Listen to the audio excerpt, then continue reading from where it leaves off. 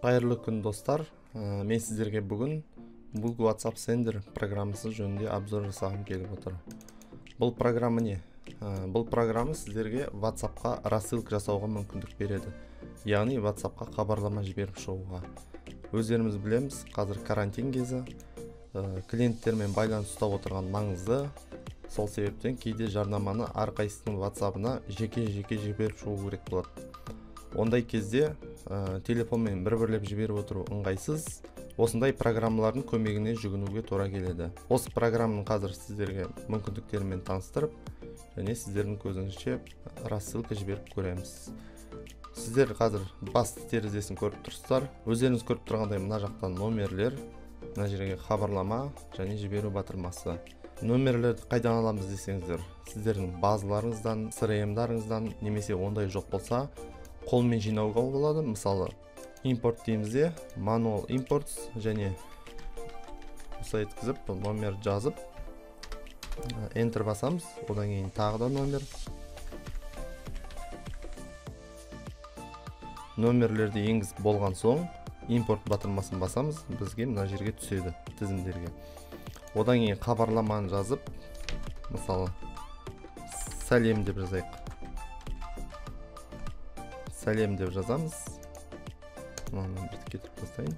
Мысалы, 2 номер алдырайын. Clear десе, очистить, яғни номерлердің барлығын кетіріп тастайды. Import деймізде, manual import.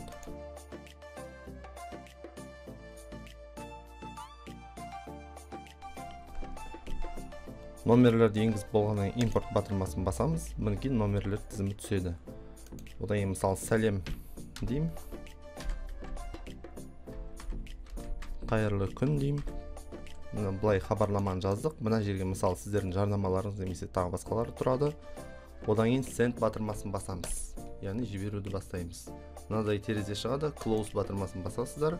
Мындай еш нәрсені өзгертпей, OK батырмасын басамыз. Одан кейін бізге WhatsApp-пен авторизовать ету, яғни WhatsApp-қа кіруді сұрайды. WhatsApp-тарыңыздан жоғары жақта менюді басып, WhatsApp Web дегенді таңдайсыздар да, одан кейін QR кодты сканировать етесіздер.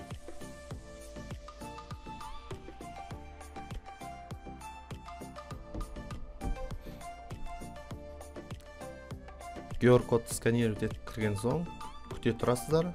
Мына жерде бізде мінекей қазір толығырақ таныстырамын баптауларымен. 7 секунд, әр кезде әртүрлі секундқа күтіп тұрады. Мінекей бірінші номерге жіберіп бастады. Сәлем, қайырлы күн, мінекей жіберді. Одан кейін қазір келесі номерге жібереді. Келесі номерге мені 17 секунд күтіп тұрып, 17 секундтан кейін жібереді. Мінекей келесі номер тапты. Және хабарламаны жазып бастайды қазір. Мінекей жазды, жіберді. Одан кейін келесі номер. Мына жерде мінекей статусты көрсетіп тұрады. 4 номер, соның екеуіне жіберді. Жіберіп болғандар бұлай галочкамен көрсетіп тұрады. Жібере алмай қалғандарға қызыл белгі шығады. Жіберіп жатқан кезде хабарламаны өзгертуге келмейді. Жібермей тұрып енгізіп аласыздар. Мінекей неверный номер телефон деді. Таба алмады, WhatsApp-та жоқ номер. Одан кейін мынадай қызыл белгі болып шығады. Келесі номерді табады WhatsApp-тан. Оғанда задержка 33 секунд деді. Келесі номерге жіберіп бастайды.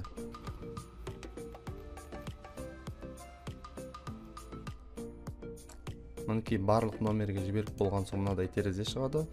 OK батырмасын басасыздар. Содан кейін көз алдарыңызда отчет шығады. Яғни жалпы 4 номер болатын, 3-еуіне барды, 1-еуіне бармай қалды.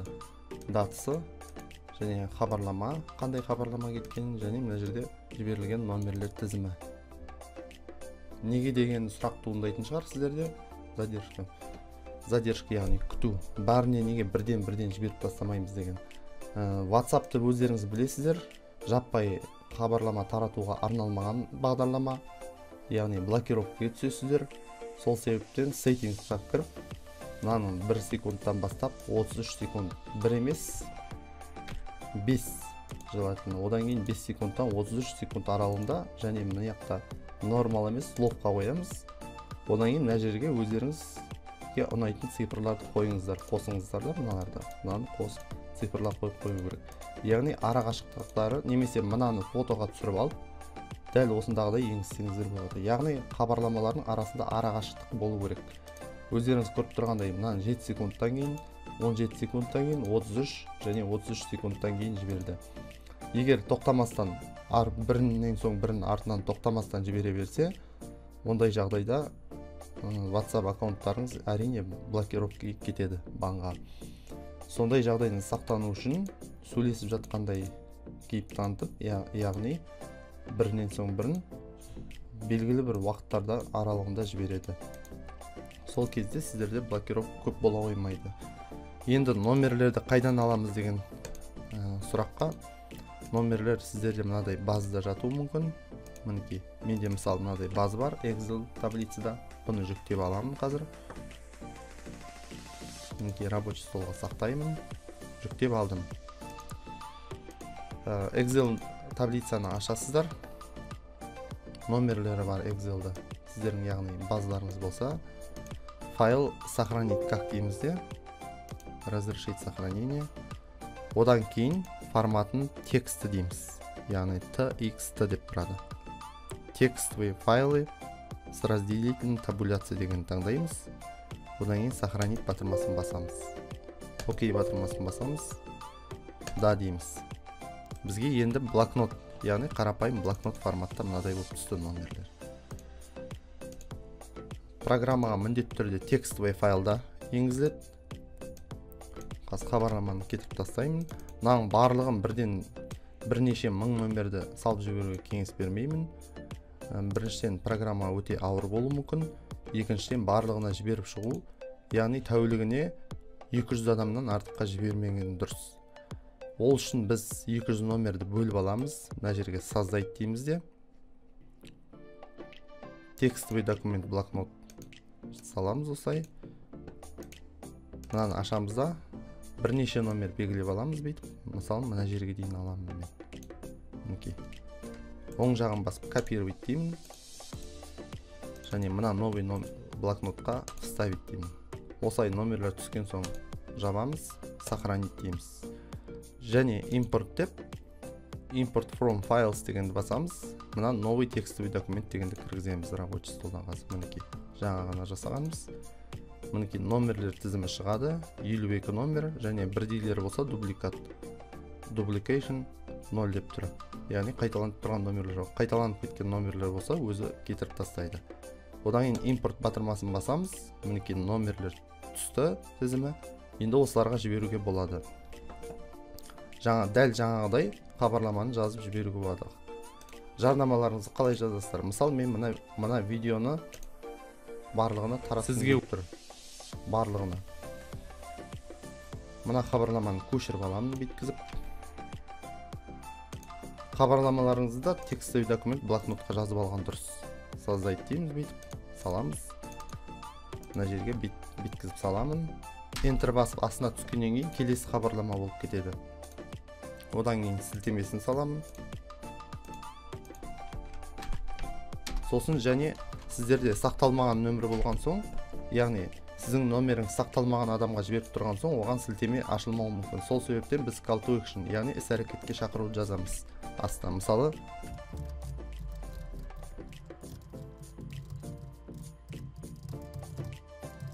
сілтеме ашылу үшін бір сан жіберіңіз дедім. Осын осылай жазамыз да, көшіріп аламыз да, программаға апарып саламыз. Содан кейін баптауды міндетті түрде ең бастысы мінекей слопта тұрсын, және 5 секундтан 33 немесе 35 секундқа дейін, одан кейін астыңғы цифрлар осылай тұрсын. Close батырмасын басамыз, баптаудың дұрыс екеніне көз жеткізіп, және жіберіп бастаймыз. Жібермей тұрып, жібермес бұрын тағы да бір айта кететін жағдай, қазір мына жақ тазалап тастаймын мен. Clear батырмасын басып тазалап тастаймыз. Одан кейін бізде номер жинайтын бар группалардан. Мысалы, менде бір группалар бар WhatsApp'та, содан номер жинап алу керек болып тұр. Мына Group Grabber'ға басамыз. Open WhatsApp дегенді басамыз. QR код сканировать етіп WhatsApp'қа кіреміз.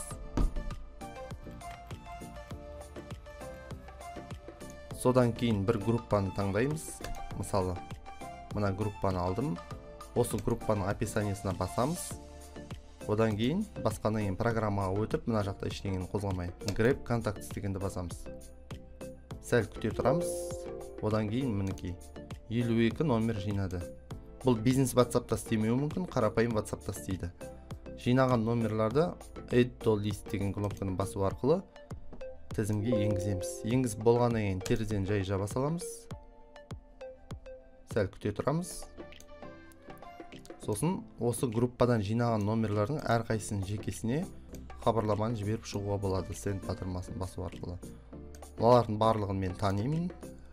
Міндетті түрде маған қажет емес жіберіп, сіздерге мүмкіндіктерін көрсетіп жатырмын. Және хабарламамен бірге суретте жіберуге болады. Add files or photos дегенге басамыз.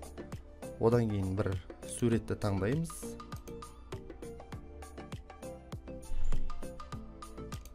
Мінекей мына суретті салдым. Одан кейін send батырмасын бассақ, суретті жіберіп бастайды барлығына. Программаны қайдан және қалай аламыз десеңіздер, осы көріп отырған видеоларыңыз астында YouTube-тың описаниесінен қараңыздар. Комментарийға номерларыңызды қалдырыңыздар. Номер қалдырғыларыңыз келмесе, астындағы описаниедағы сілтемеге өтсеңіздер болады. Назарларыңызға рахмет. Сіздердің алдарыңызда болған Бек. Видео ұнаса немесе сіздер үшін пайдалы болса, туыстарыңызбен бөлісе жүріңіздер. Келесі жүздескенше сау саламатты болыңыздар.